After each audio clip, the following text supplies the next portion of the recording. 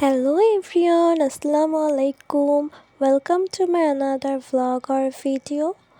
তো বরাবরের মতোই আবার নতুন একটা ভিডিও নিয়ে আপনাদের সামনে হাজির হলাম। তো প্রথমেই দেখাই আপনাদের শীতের মোস্ট ডিমান্ডিং একটা পিঠা। তো এটা হচ্ছে চিতই পিঠা। সবাই তো অবভিয়াসলি চিনেন, তারপরেও আমি একটু আবার ভালো করে চিনাই দিলাম।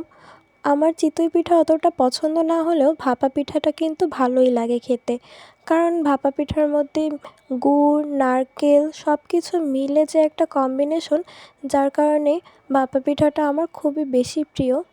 চিতই পিঠা যে খারাপ লাগে এমনটা না, চিতই পিঠাও আমার খুব ভালো লাগে, তবে ভর্তা দিয়ে খেতে। আর চিতই পিঠার সাথে তো অবশ্যই ভর্তাটা থাকেই।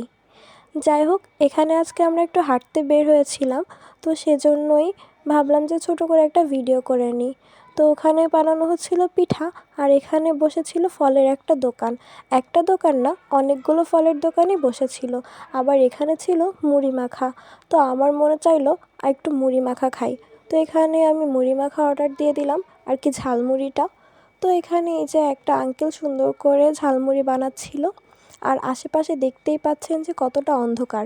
এটা কিন্তু একটা লেক ছিল, বাট এখানে আলো ছিল না। আমি তার মধ্যেই ভিডিওটা করেছিলাম। আর দিনের বেলা কিন্তু এই লেকটা দেখতে অনেক সুন্দর লাগে। আমি এই লেকের ভিডিও একদিন দিয়ে দিব। তো যাই হোক, এখানে ঝালমুড়িটা আমাদের বানানো হয়ে গিয়েছিল। আর এই যে ঝালমুড়ি দিচ্ছিল সে, আর আমরা এখন এই ঝালমুড়িটা নিব। এক কথায় বলতে গেলে ঝালমুড়িটা অনেক মজা ছিল, অনেক বেশি মজা। তো যাই হোক, আমরা কিন্তু চিতই পিঠার অর্ডার দিয়ে তারপর একটু ওইদিকে হাঁটতে যেয়ে ঝালমুড়িটা খেয়েছিলাম। আর এখানে আমাদের চিতই পিঠার অর্ডার দেওয়া ছিল, আর সেই চিতই পিঠার কাছে আবার আমরা চলে আসলাম।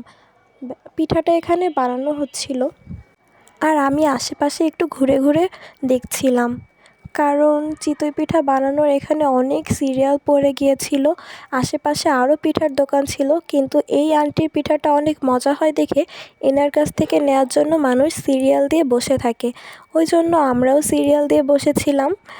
তো যাই হোক, এনার পিঠাটা মাশাল্লাহ মাশাল্লাহ খুবই মজার হয়, অনেক সফট আর অনেক নরম।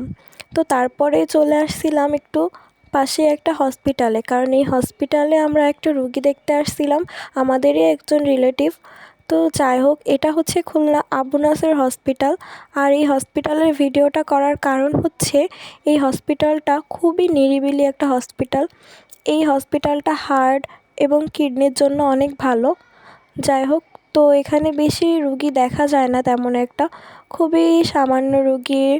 তো যাই হোক, এখান থেকে এই যে এরিয়াগুলো, আমি বের হয়ে যাচ্ছিলাম তখন এই ভিডিওটা করা, কারণ এখানে খুবই ভয়ঙ্কর একটা পরিস্থিতি ছিল। আর আমাদের বের হতে হতে রাত 10টা বেজে গিয়েছিল। ওই জন্য আরও ভয়ানক একটা জায়গা ছিল, জায়গার মতো দেখাচ্ছিল। আর এই যে দেখেন, এটাকে কেউ দেখলে বলবে যে এটা কোনো হসপিটাল। হ্যাঁ, অবশ্যই হসপিটাল বলবে, কিন্তু এত নিরিবিলি হসপিটাল আমার দেখেই কেমন যেন ভয় লাগে। এই জন্যই আমি আর কি ছোটো করে একটা ভিডিও করে নিলাম এই হসপিটালটার। তো দেখেন, আশেপাশে ঘোরাচ্ছি, বাট একটা মানুষও নাই, ছিল 2-1 জন। তো তাও অনেক সময় পরে তাদের সাথে আমাদের দেখা হচ্ছিল। যাই হোক, তো এই যে বের হয়ে যাচ্ছিলাম হসপিটাল থেকে, আর এই যে ছিল সামনে মানুষজন। আর এই মানুষজন বলতে গেলে আমি, আম্মু আর আমার ছোটো ভাই ছিলাম, আর 2-1 জন মানুষ ছিল, এই আর কি। তো দেখেন, হসপিটালটা কিন্তু অনেক পুরাতন।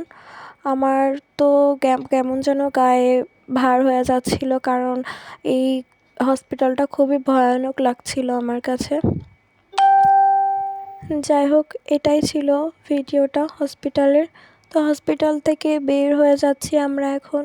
এই যে হসপিটালের একটা এরিয়া, তবে হসপিটালটা কিন্তু একদম ছোট না, আবার একদম বড়ও না। আর এই হসপিটালটা কিডনির জন্য খুবই ভালো।